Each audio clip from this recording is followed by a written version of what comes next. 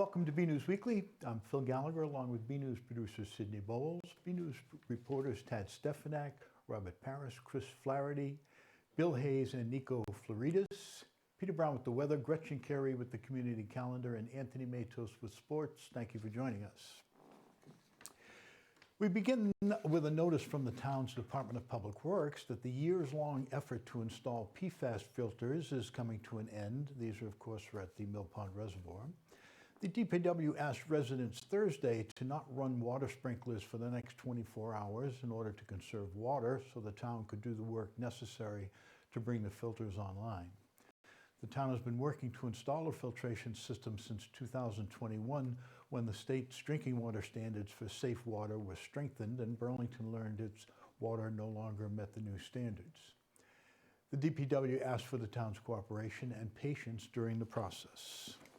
Two separate incidents have the Marshall School Middle School community on edge this week. In the first incident, a student-organized Pride Day faced opposition by some middle schoolers, causing distress for some students. The Spirit Day was organized by the school Spectrum Club for LGBTQ+ students and their allies and had the full support of the administration. Students were asked to come to school in rainbow or brightly colored clothing and were offered rainbow flag stickers to wear if they wanted to. According to some teachers and Marshall Simon's parents, a number of students ripped up the pride decorations and chanted hurtful slogans. One teacher said that because of the protests, some students changed out of their rainbow clothes throughout the day. The teacher, Deanna Marcus, said, quote, "It was very clear those students were not feeling supported." In an email sent to the school community Sunday, middle school principal Carrie Purchase said, and I quote, "Please know that I take my responsibility to create a safe learning environment seriously and will work hard to reestablish a safe environment where every student is seen, heard, and experiences a sense of belonging. I fully respect that our diverse community has diverse opinions and beliefs. I also respect individuals' rights to express their opinions through clothing choices and freedom of speech. When one individual or group of individuals' beliefs and actions result in the demeaning of another individual group, it is completely unacceptable." In a separate incident this week, Marshall Simon's administrators were alerted to anti-Semitic and homophobic slurs graffitied in a school bathroom. Principal Purchase says she does not believe the instances are connected. In happier Burlington school news, the class of 2023 put the cap on their high school careers with their graduation ceremony this week. BNews reporter Chris Flaherty has the story. The journey now comes to an end. Although we cap off the year with many lasts, we will always remember the people we have met, experiences we have had, lessons and memories we will carry on. The journey has brought us to the end of something great in our lives, but to the beginning of our next journey. We have much to learn, much work to do, and many more memories to make. Take on the world with the eagerness and perseverance we all have found in high school, and always remember our times together. Despite a bit of rain, the BHS community was still able to celebrate the graduating class of 2023 with proper pomp and circumstance. The class speakers reflected on the bittersweet nature of the day, while encouraging their classmates to cherish the past, live in the present, and embrace the future. Life is not about the past or the future. It happens and is happening now. Time slips away swiftly, and moments that seem insignificant now will become fond memories later. It is through cherishing these moments that we learn to live more mindfully, embracing the present without dwelling on the past or anxiously awaiting the future. Enjoy the time that you have with the people around you, and experience the depth of the beauty that lies all around us as we forge our paths into the future. I encourage you all to go beyond the confines of Milestone and treat every moment the same as you would treat one of those firsts and lasts. Valedictorian Inesh Parikh took a moment in his speech to honor his late mother and the vital role she played in his life. My mom was my hero. She made me who I am today, and I'll be standing here without her. I sincerely thank her for her constant sacrifices, her irreplaceable comforting energy, and her beaming smile that could light up a room. And most of all, I thank her for teaching me to be kind, positive, and strong, even through the toughest of moments. I hope to be like her in the future. As we graduate and embark on a new chapter in our lives, it is essential to express gratitude to those who have shaped us, find strength in the memories and lessons of our past, and embrace the future with confidence and resilience, carrying forward the legacies of those who have supported us and believed in us. I want you to pause and think. Who helped you grow as a person, and who helped shape who you are today? Principal Mark Sullivan reflected on the impact the class of 2023 has left on the BHS community. We get to know the kids over 4 years. You develop a bond with them. You see them every day. You just miss their personalities, seeing them in the hallways. We have really good kids here at Burlington High School. So, by the time they're seniors, too, they become a little more mature, a little more personable. You start having, more conversations with them. So you just miss seeing them every day. But a great group of kids, and wish them nothing but the best. Whatever you do after your time at VHS, prioritize finding a strong community. We will all get lost in the journey we are about to embark on. But know that you'll never get to your correct destination if you try to do it alone. The world was made by people no more capable than you. If you find something you want to change, use the power of community to your benefit. Class of 2023, dream big, work hard, and leave the world a better place than you found it. Congratulations, graduates. Until next time, this is Chris Flaherty for BNEWS Weekly. The seniors also celebrated the end of their high school careers with an annual tradition. Robert Paris takes us to the all-night grad party. The school was rocking as the class of 2023 had their all-night graduation party. This year, it was back to its original location, the Burlington High Cafeteria. Hosts Joe Machado, Sam Norman, and Cooper Visco went around and asked members of the class what they will miss. I'd say the people in general. I've made a lot of friends here at Burlington. I'm originally from Maine, and I was originally at Shawsheen my freshman year. I transferred here my sophomore year. Made a lot of great memories with a lot of great people. I'm definitely going to miss the bonds I had with people. I'm definitely going to miss all my friends and definitely the times that we had together, just like this. I feel like we all really come together well. Everyone here has just been so supportive for me. I'm the first kid in my family to go to undergrad in the United States, so many people here helped me work through all of the kinks and helped me learn about the college application process in the United States, so that was really fun. Have made so many memories in so many different classes, and the teachers really helped facilitate all that, so a big thank you to all of the teachers that I've had the last 4 years. The faculty had fond memories as well, including Principal Mark Sullivan and Assistant Principal Heather Northrup. I'm going to miss all their personalities. Lots of great kids in this class. You get to know kids like yourself over the course of 4 years, and you watch them grow, you learn their personalities. You just miss seeing them in the halls, at lunch, at their different events. It's always just like the kids and their personalities, you get to know them so well, so it's always tough seeing them go, but great kids, and wish them nothing but the best in the next chapter of what they're moving on to. The class of 2023 is a very fun bunch. I wasn't their direct administrator, Mr. Sheehan was, but I've had the pleasure of getting to know them since I started in Burlington, and they're a lot of fun to work with. I really enjoyed them. The big event of the night was the Hypnotist Show. As he does every year, Frank Santos Jr. came by and wowed the class in a hypnotic state. I love making people laugh. That's my biggest thing. Making people laugh. They go away, talk about it, have a good time. Good memories. Pretty good memories, yep. We want to wish the best of luck to the class of 2023 on their future endeavors. From the BHS CAF, I'm Robert Paris for BNEWS Weekly. It's a big week for school news. The artist at Marshall Simons Middle School dazzled families and guests at the first annual art show these past few weeks. Students showed off their artwork in multiple genres, from fractured portraits based on different color themes to ceramics, to large-scale collaborative paintings of Moose, the school dog. Art teacher Lindsay Shepard thanked the students for their hard work during the school year and said she celebrated their progress as artists. It was also the end of the school year for LPAC, a group of parents in Burlington whose children are English language learners. BNews producer Sydney Bowles takes us to their final meeting of the school year. What is the total number of English learner students in Burlington today? Is it red, 105, 303, or blue, 268? About 40 Burlington parents gathered at Marshall Simons Middle School recently for a meeting of the LPAC, the English Learner Parent Advisory Council.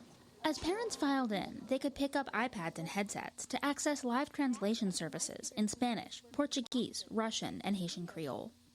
The point of the meetings, which happen monthly, is to help multilingual and multicultural families adjust to American schools and to help the Burlington School District learn how to support those multilingual families. We need your perspectives. We need your opinions, because you are going to help us to make sure that we are doing the best for all children in our schools. LPACs are a legal requirement from the state for districts that have more than 100 English language learner students. But Carrie Lamprey says it's also something the district wants to do to support families with all the kinds of questions they might have. We had one parent who was talking to me, she was asking me about prom. The parent was asking, does my daughter have to wear a specific dress? Because she sees her daughter as wearing her traditional sari to the prom. She said, I don't know if that's okay or not. I think that when we move to the States, one of the most important things we care about is our integration to the society, to the community. But for us, even more important is our children. So to have the LPAC give us the opportunity as parents not only to learn English, but also to learn about the culture, and also give us the opportunity to fit in a faster way to the American community, to do network with the other LPAC members from other countries, a lot of very good things. But to me, that's the most important. This meeting includes a rundown of the English language learner program in Burlington schools, how students are tested, the kinds of support they can get, and how parents can be more involved. And so they'll ask you questions like, what is the primary language spoken at home? There were games. All right, so the answer is 303 students. Are you surprised by that? Yes, so am I. And there was, of course, food from the different cultures represented at the meeting. The people over here were so kindly, and they treated us with respect, and they tried to understand us, and they helped us a lot. As the organizers cleaned up after dinner, Maylee Castro laid it all out. Sometimes I feel that some cultures are not, they think that what they have is enough, and they are grateful for it, so they don't think that we need to hear their voices because they think this is enough. So I would like them to know that we need to know more about them, and they are very welcome to share their ideas, their culture, and their expectations. For BNEWS Weekly, I'm Sydney Bowles. The Burlington High School journalism program has been expanding its offerings. Reporter Nico Floridis has the scoop. BHS TV has teamed up with Devil's Advocate since 2019 to expand the journalism department's community outreach. I spoke to journalism teacher Sarah Escherman on her work with the class and club. About getting the news out to the community. It's been evolving over the years. The newspaper is always the first priority, certainly. Between 3 to 4 times a year, we publish a newspaper and distribute it to the school.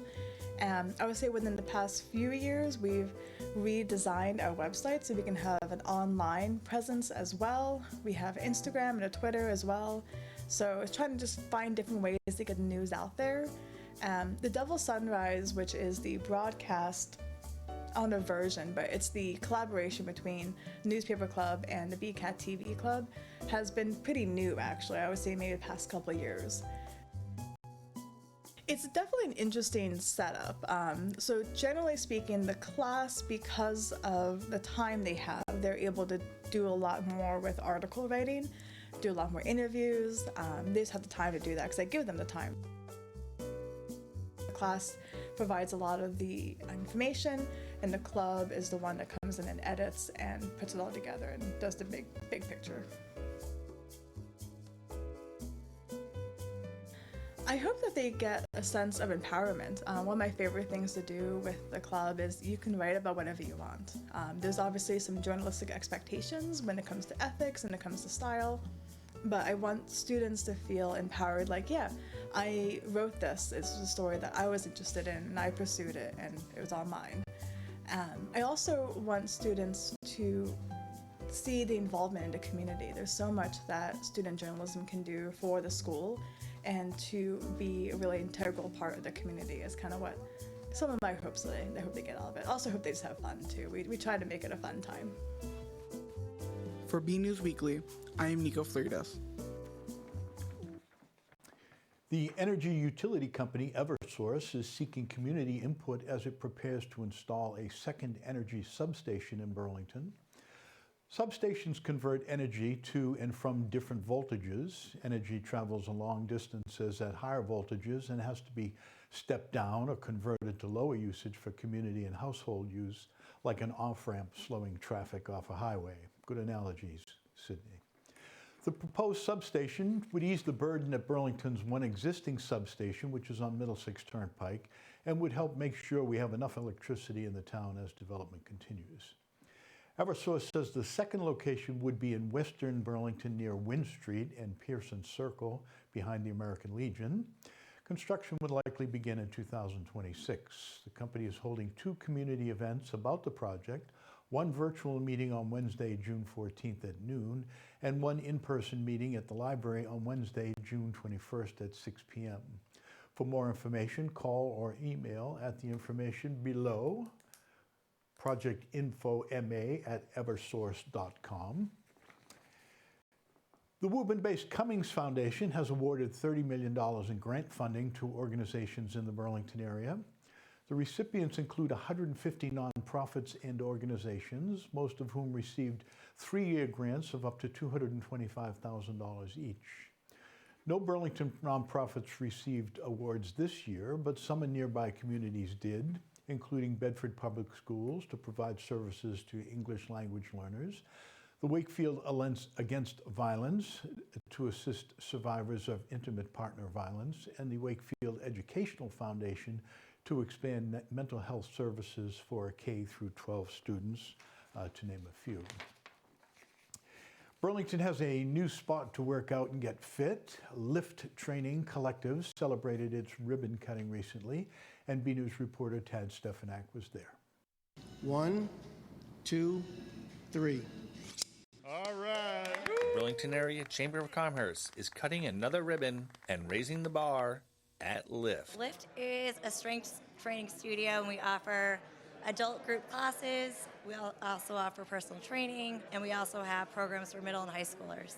Burlington is just a really vibrant community, lots of focus on fitness and health, and really this 3rd Ave area, there's just so much activity around here. We just thought it was a perfect spot to open up a business. Well, I think a lot of people have a perspective on strength training that isn't super accurate. I think they envision, big beefy bros lifting, but the reality is everybody can and should lift, and weight training can be scaled for the beginner with mobility issues or injuries all the way to athletes.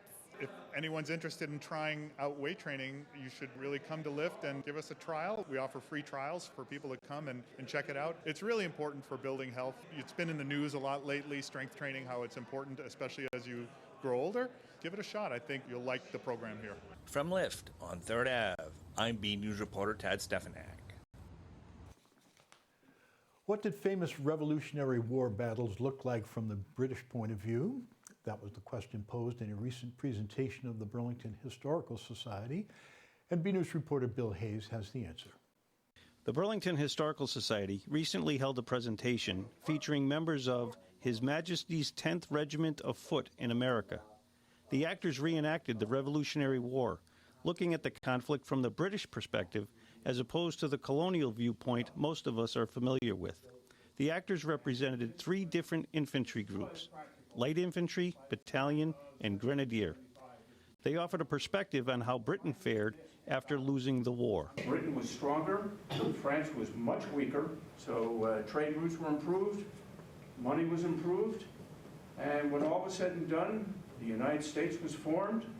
Where did they go? Did they go to the French to buy everything they needed to be a country? No.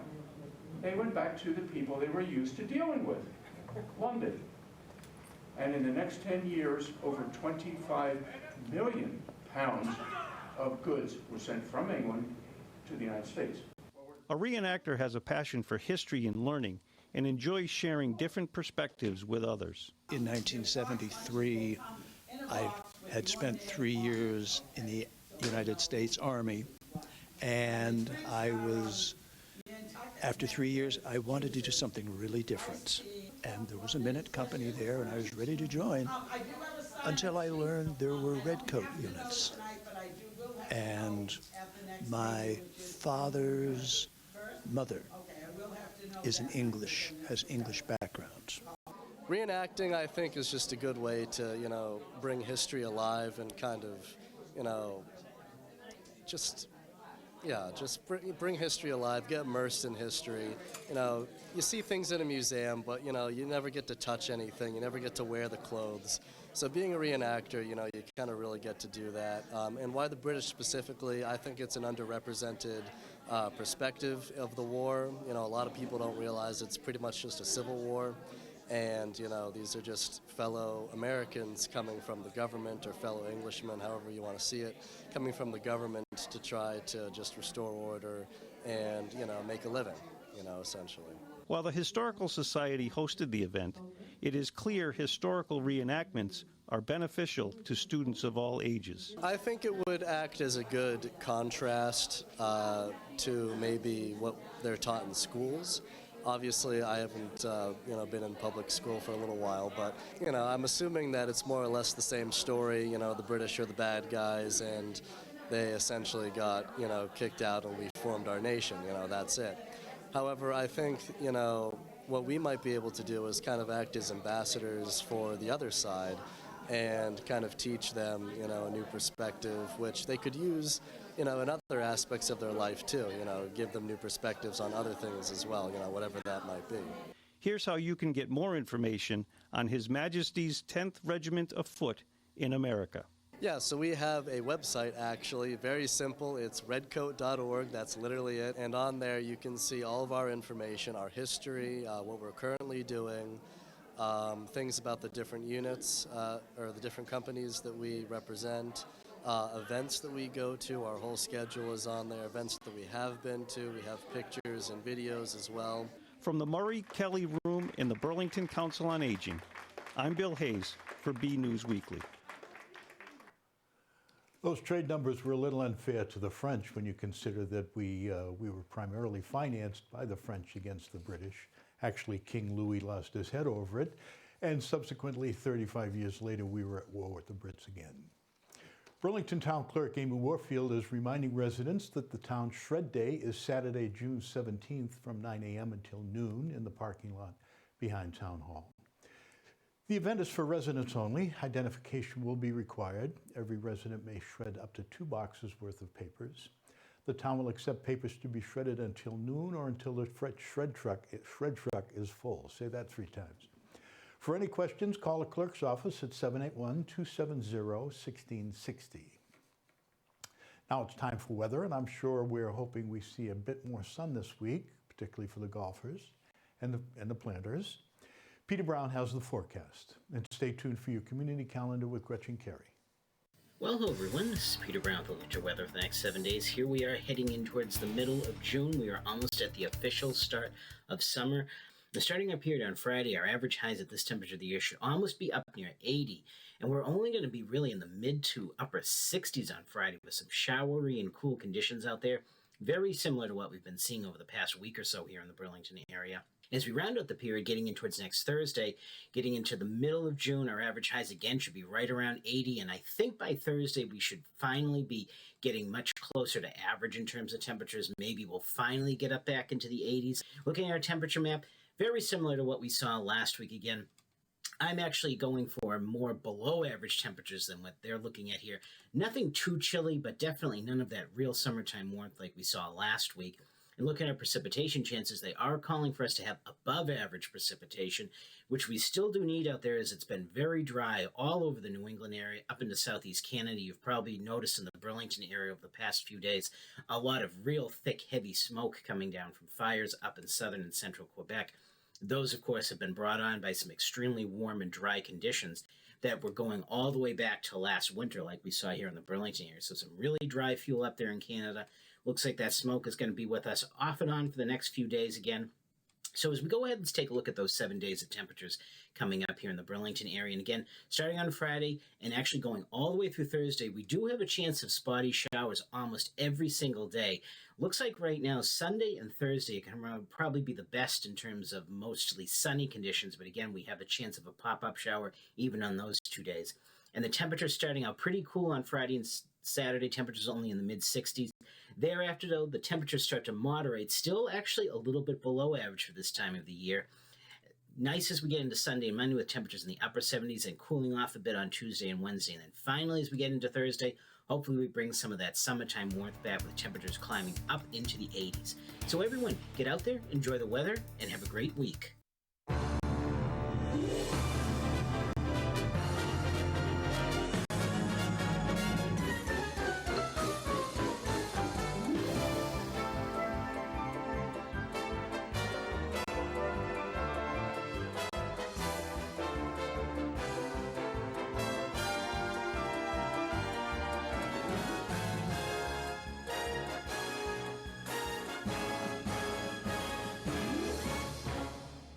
Hey everyone, I'm Gretchen Carey, and this is your Community Calendar. On June 17th at 11 a.m., the Burlington Public Library will be having an event called Dads and Donuts for children with caregivers. This is a drop-in event with no registration necessary. Also on June 17th from 9 a.m. to noon, the town of Burlington will be having their Shred Day. The shredding will be happening in the back parking lot of the Burlington Town Hall. Questions or concerns can be addressed to the town clerk's office at 781-270-1660. On June 21st from 5 to 7 p.m., People Helping People in Burlington will be having an open house. Come by for some light refreshments and live music. I'm Gretchen Carey, and that was your Community Calendar. A full calendar of events is available at the link below on our website. Yeah, there you go, bcattv.org/events. You can also find a full calendar of events at the Burlington Public Library at their website. MIAA Division II playoffs are underway for some Red Devils teams. Let's turn to Anthony Matos for the latest in sports. Hey everyone, I'm Anthony Matos, BNEWS Weekly Sports Report. The Red Devils are well into the playoff tournament, and we have some updates. First off, this week we start with a feature about BHS class of 2020 graduate Olivia Taranto, who was named NCAA Cheer Collegiate Champions during the NCAA Championship in Florida on the UNH cheer team. For more, we go to BNEWS Sports reporter Robert Paris. BHS alum Olivia Taranto is part of the University of New Hampshire cheerleading team, which was crowned the 2023 NCAA Grand National Champions during the NCAA Collegiate Championship competition in April, down in Daytona Beach, Florida. I caught up with Olivia at Varsity Field, where she reminisced memories of the season. I honestly haven't processed a lot of it at all. At the same time, I feel like we never even went because it was just on cloud nine the whole time. When we were there, we were just kind of going through the motions and kind of to try and play it down as to where we were and what we were doing, because we really just wanted to focus on our team. So we spent a lot of time together practicing and just kind of hanging out together, enjoying our last couple moments leading up to the final routines on the band shell. To prep for the big event, the UNH Gals performed at a variety of events throughout the Commonwealth. As collegiate athletes in cheerleading can only compete once because you can only be named national champions once. So we have a lot of opportunities around New Hampshire and New England to exhibition our routine in front of a crowd. So we've done a couple high school exhibitions, a couple things at all-star competitions, and just a couple college send-offs with all of the other college teams in the area. Taranto will never forget this moment, and it will live with her forever. Something I've dreamed about since I started cheerleading. When I was in the 3rd grade, I started cheering through Burlington Pop Warner. And I did that until about 6th grade when I made the switch to All-Star Cheer, which is club cheer. And that's what the World Championships is tied to. That's like the biggest competition that you can win as an all-star cheerleader. So I've kind of been dreaming of that since I started cheerleading. And then with all of the coaching that I've had to help me to get to where I am today is just so surreal that it has finally happened. As she heads into her senior year at UNH, Olivia is excited to get back to work with her teammates. The talent pool is so huge, so I'm really excited to get to work with this new rookie class that we have and have them come into our family and start training to get ready to do it all over again. I'm Robert Paris for BNews Sports. Lady Devils softball competed against Pembroke High School in the round of 32 of the MIAA playoffs. We go to the highlights. Girls softball were in the round of 32 and round of 16 in the MIAA playoffs this past week against Pembroke and Shepherd Hill. Starting off in the round of 32, the ladies faced Pembroke. No scoring took place in the first few innings on a rainy start to the game. Burlington got it going in the bottom of the third when Abby Watazik made a double play, putting the Devs on the board 1-0.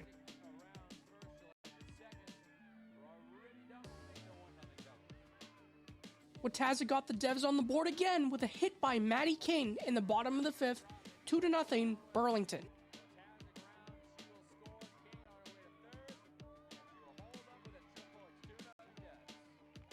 The Devils finished the game in the bottom of the sixth with 2 runs made, making the score 4-0. A shutout in the rain advanced the Devils to the round of 32 against Shepherd's Hill. In the start of this game, Shepherd Hill took a 1-0 lead over the Devs in the top of the first.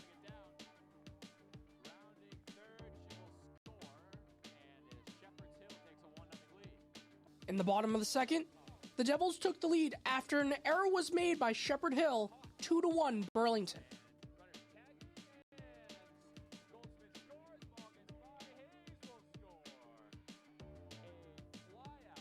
The score remained the same until the bottom of the sixth, when an additional 4 runs were scored, 6-1, which was the final, Burlington.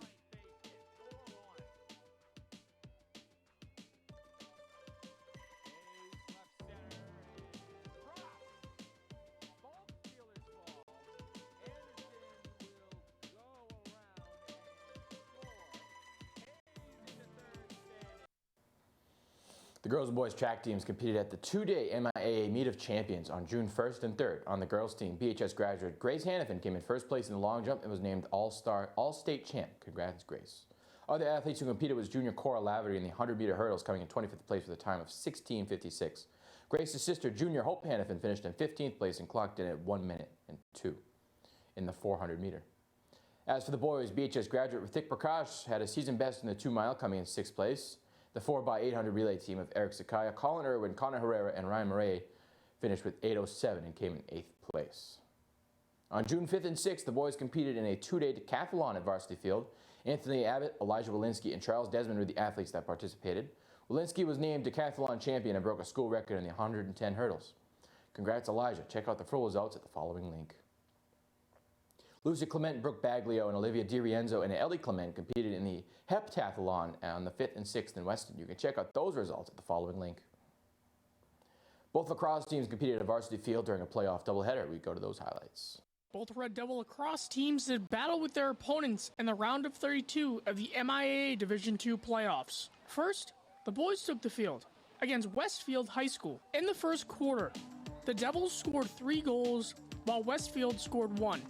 3-1 after 1. Burlington took it up a notch in the second with an additional 4 goals and their opponents with 1, 7-2 going into the half. In the third, the Devils' offense continued to dominate as they put in another 6 goals. Westfield had 1, 15-3 after 3. The Devs finished the game in the fourth with another 2 goals and Westfield with 4. 17-7 was the final. Next up, the girls took the field against Ursuline Academy. In the first half, the girls scored 10 goals, while UA scored 2, 10-2 going into the half. Burlington finished the game off in the second with another 5 goals, and UA with 2. 15-4 was the final, Burlington. The teams advanced to the round of 16 on June 7th on the road. The boys were in Billerica where they defeated in a loss of 12-4. 8 graduates at a party in the offseason. The Lady Devils won their game in Grafton by a score of 14-9. They advanced to the round of 8 and will face the number 1 seed at Notre Dame High School in Hingham on June 9th. As was taping, the game is still to be played. Boys baseball competed in the round of 32 of the MIAA playoffs on June 5th against the 5th-seeded Whitman-Hanson Regional High School. The team season came to an end after a heartbreaking loss of 11-0. Graduated seniors are Jay Singleton and Will Curtin. Good luck in the fall, gentlemen. The Red Devils boys tennis team competed at Rohannes on June 1st of the round of 32 of the playoffs against the 26th-seeded North Attleboro, where they won 4-1. They advanced to the round of 16 of the playoffs where they hosted Reading Memorial on June 6th, where they won in a 4-1 match. Their season came to an end in the round of 8 against Westboro as they were shut out 5-0. Ben Poehler, Alex Healy, Brendan Gray, and Alessandro Marichon are the 23 graduates. For more Red Devil action, go to bkatv.org/sports and check out our Twitter page at BNEWS Sports. That's all for now. I'm Anthony Matos. Back to you guys in the studio. And as we always do, we leave you with a photo of the week. This one comes from regular contributor Steve Warren. It shows a hazy sunrise over the Reed Monument at the intersection of Board and Center Streets in Burlington. Thanks for sending that in, Steve. If you have a photo you'd like to see on B News, email it to us at bcat@bcattv.org with the subject line Photo of the Week. And that's it from the news desk here at BNEWS Weekly. I'm Phil Gallagher. Thank you for joining us.